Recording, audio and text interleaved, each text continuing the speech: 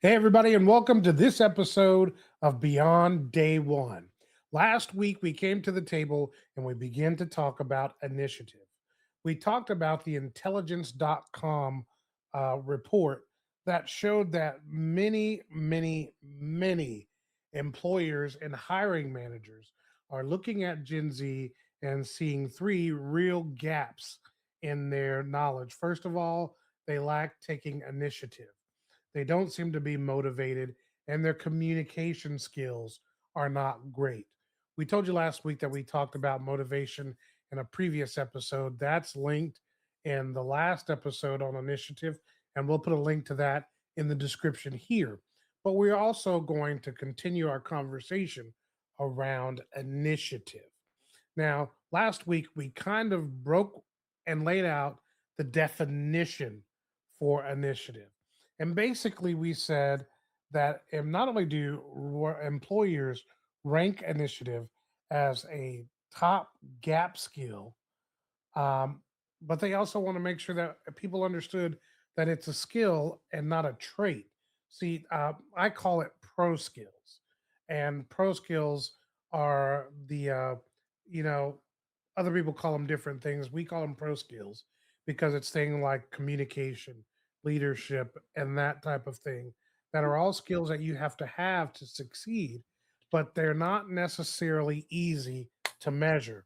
But taking initiative is one that's pretty easy to see, and employers are saying that Gen Z and young professionals aren't doing it.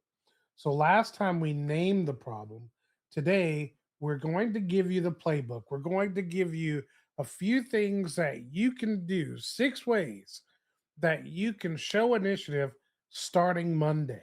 Or you get this podcast on Wednesday, you can start on Thursday and begin to take initiative in a way that begins to get you seen. I'm not alone in having this conversation. I've got with me the one and only Phillip Rich. And of course, we've got Jon Dzyuba with us. Gentlemen, welcome. What's Thank up? you. Good to be here. All right, let's jump right in and talk about the 6 ways to show initiative starting now. Let's start with the first one, which is finish early. That's right. Be in position where you finish what you're doing early. Why? So that you can ask for the opportunity to help others. Now, I know that this is going to be a hard one. And that is because there is a mindset among some young professionals that says, I'm here to do my job and I'm not worried about what other people have and what other people are doing. And there's even, and I hate to say it, but it's somewhat true that when you're in a work environment that you've got to look out for number one. But part of looking out for number one has to do with your ability and willingness to help number two and number three.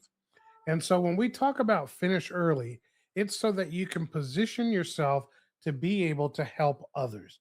Now, I'll caution you that you don't want to necessarily do that all the time because after a while it can begin to look like you don't have enough work, right?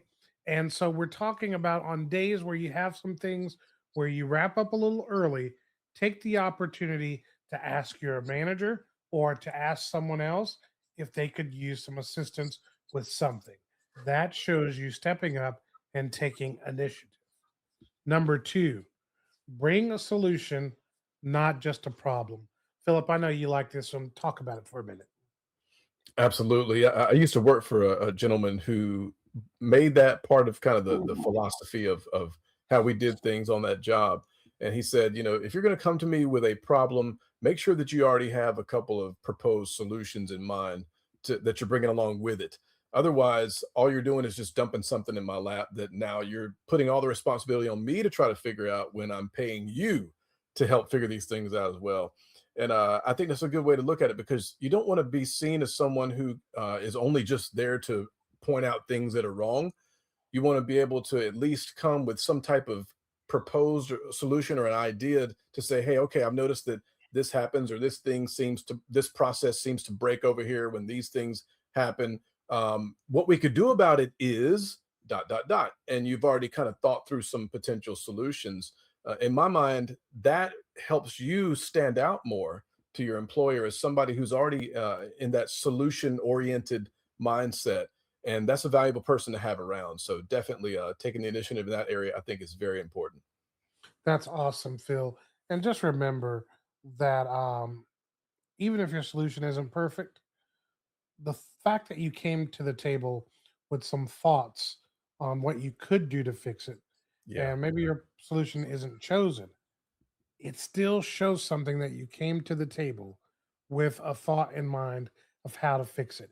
It means you're thinking about things. And again, it shows that you're taking initiative. Number three, volunteer for the thing nobody wants to do. Okay. I know this is another hard one, but guys, Oof. um, I feel you, John, on that oof. I can tell you that I have made some ground in volunteering for the things that people didn't want to do. Um, Now, I'm not going to sit up here and lie to you and say every time something came up, I volunteered for it, but there were times that I did. And the reality is when you take the opportunity, like, and this is particularly early in your career where you guys are right now. Early in your career, you want to take that opportunity because number one, it means you can demonstrate your skill.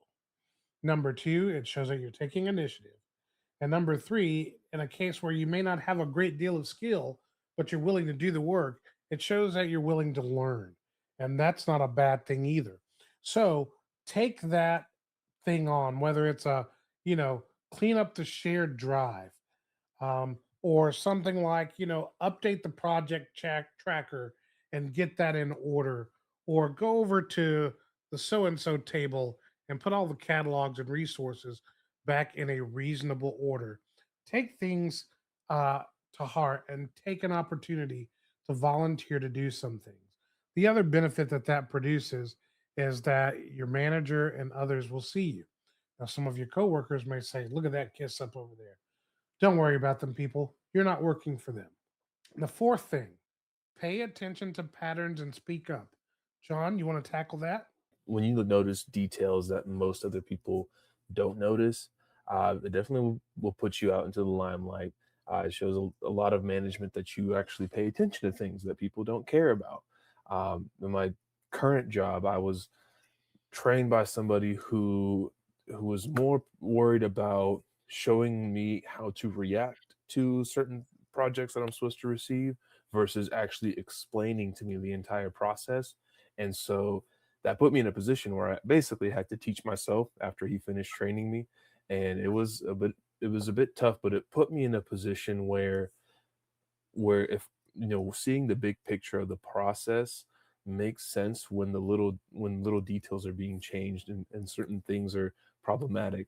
And it also put me in a place where when we're implementing new processes, when we're auditing technology, it's very easy to be like, hey, wait a minute, before we move forward this process, can we double check that this is actually a good idea? Because last time we did something similar, I noticed these little things actually caused a huge problem on the back end.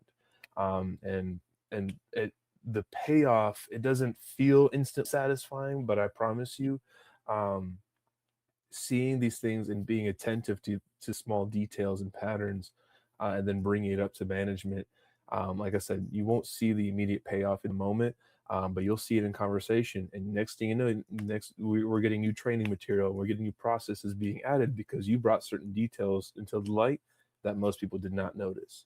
So there is a bit payoff. It's just it might take a little bit more patience in the long run. This reminds me, Philip and I are instructional designers by trait. And I remember one year, and Philip, you might remember it as well. We were working on a project, and one of the things that kept coming up was that agents were failing when it came to security verification. Yeah. Mm. And so, security verification for this project was always an issue at hand. And so, we stopped and we started looking at the why around it and what we needed to do. And so that year, we reshaped the teaching and the instruction and the follow up around security verification and got improved results.